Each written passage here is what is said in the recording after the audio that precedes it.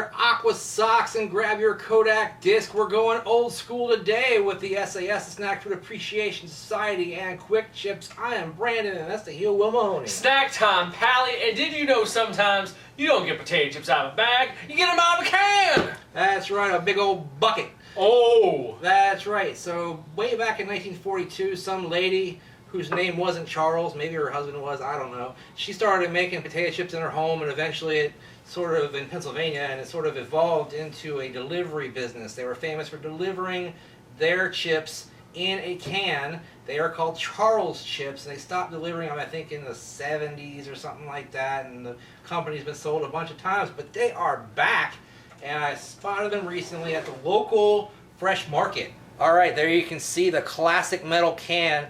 It holds 16 ounces of potato chips, and I'm scared to tell you that this sumbitch costs $15. Good! What? Yeah, I'm sure it didn't cost that much back in the day.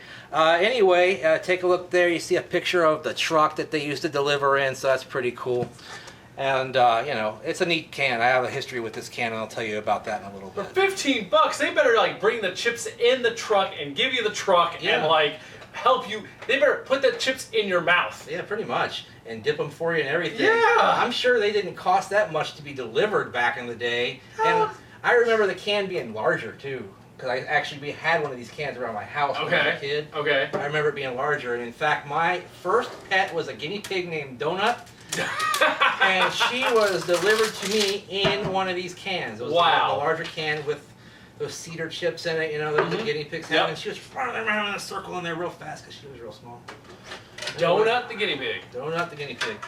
I don't have many pictures of her, but if I do have one, I'll scan it one day and show it to you guys. Now let's see here, because you charging $15. Let's see how big this bag is in here. Not much more than like a regular bag That of looks chips. like a regular old sack of chips in a fancy bag to me. Maybe an ounce or two more. Yeah. Maybe. Now, I'll give them credit that there's some real big, nice looking chips. Yeah, absolutely. Probably just appearance-wise, they look very solid. And apparently, one of the owners that bought it back in the 90s changed the recipe, but the folks that bought it back in 2011 and brought it back went back to the original recipe, whatever that was. I don't remember. I don't think I ever actually had them as a kid. Okay. They smell like chips.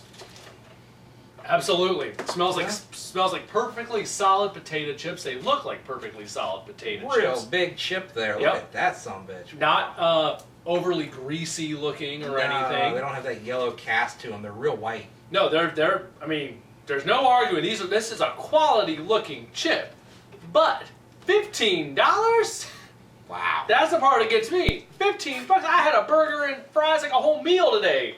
It was less than $15. Well, I mean, I'm sure this is about as many calories if you ate the whole thing. Oh, probably. It probably lasted a couple days right here. Without a doubt. Let's see. Let's check them out.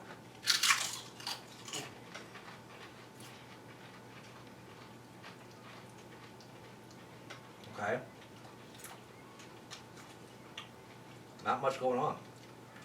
I was gonna say, key thing on that first one was I was like, okay, I want more. Yeah, me too. I want something more. I'm waiting. There's a whole lot of crunch. And it's a very solid chip, but not even quite salty enough, I don't think. That's what I was waiting for at the very least. They're very lightly salted. It doesn't have a real deep potato flavor. It's just kind of there. It's I don't know. I'm kind of disappointed. I want a little more for my 15 bucks. They're very crunchy. Yeah. They have a good texture. Yeah. God, they need some zip. Yeah. Some zang. Some oomph. I know they're just regular potato chips, but if you put them up to a Lay's or an Utz or something like that, I don't think they would quite hold up. No, I don't think they would. I think the salt is the main thing that's just not quite there. Yeah. They could stand to be picked up a little bit in that department. It's just some kind of it's a bit of a letdown. Potatoes, cottonseed oil, and salt. So maybe a different oil as well. I don't remember what the other guys fry theirs in, but hey. Maybe. Probably canola. Yeah, Lay's has that sunflower, I think, on their thing. So I think maybe it's sunflower oil.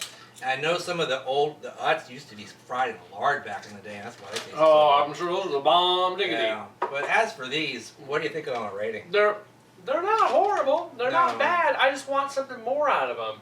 I'm sure there's a lot of people out there. They'll probably be very into these. I'm not sure if I had them back in the day as a kid. I probably did. Yeah. But I don't have any specific memory of them. This might be why. Because they're just kind of Blah. But they're not bad. I'm going to go 2/3. They're not super great. I can't go 3/4. I can't go full thumbs up, but they're all right. They need something extra to compete in this day and age. And that price tag, you got to knock it down, that price tag. $15. That's insane. That's crazy talk. I mean, maybe part of that is the fresh market, because that place is literally, like, you think Whole Foods marks up their food? Fresh Market marks up their food. But even that, we're marking it, maybe it'd be $10 instead. Yeah. I mean, that's so ridiculous for a tin of chips. It is. I mean, maybe I might pay $3.50 for the bucket by itself, you know, as a tchotchke or whatever. Right. Speaking of tchotchkes, well, let me tell you my rating first. But anyway, like he was saying, nothing special here. Not a lot of oomph, not a lot of zip, not a lot of zang. Light potato flavor, as white as the chip is, that's as white as it tastes. The oil, I'm not really getting a good zang out of the oil, and also it's not salty enough. So I'm actually going a little lower than him because I got a little sticker shock here too. So 5/8 thumbs up for these somewhat disappointing chips.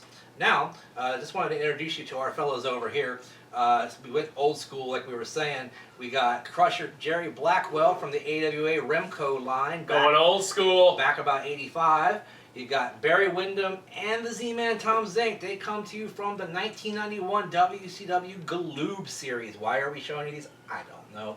We're just going old school, which is something we do on the SAS group on Facebook, which you should join by clicking on the link down below.